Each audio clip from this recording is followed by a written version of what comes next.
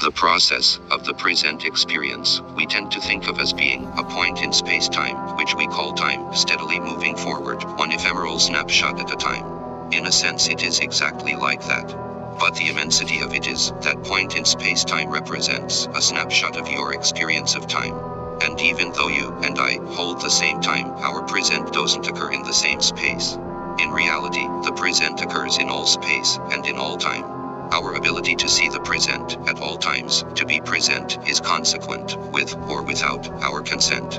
Going back to our analogy of the present as a series of snapshots, the further from the present one projects his consciousness, the length of a moment, if you will, determines the scope of the present that you will experience.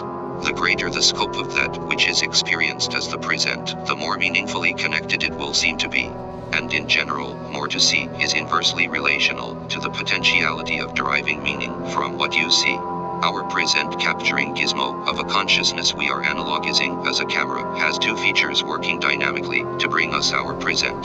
The first being sentience, which is the lens we make of ourselves.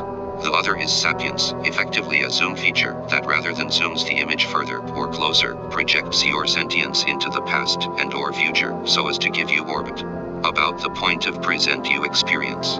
Effectively, our present is a point within our internal firmware wherein we prioritize matters of utmost necessity to the consistency of our simulation of reality or greater present as a whole. As a three-point model of linear function, religious imagery and archetypes are often formed around the arcane wisdom of mechanism and causality that were beyond the nuances contemporary language could express without.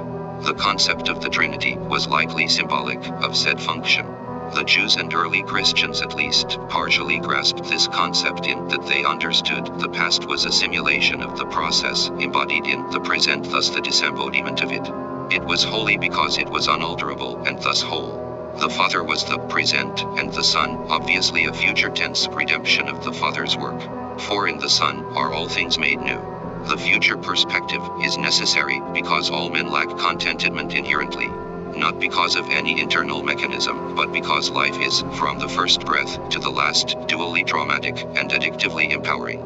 Jesus said, I and the Father are one. Because the past robbed the present of its gratification, and thus dying for eternal gratification thereafter was acceptable, simply because the present was not.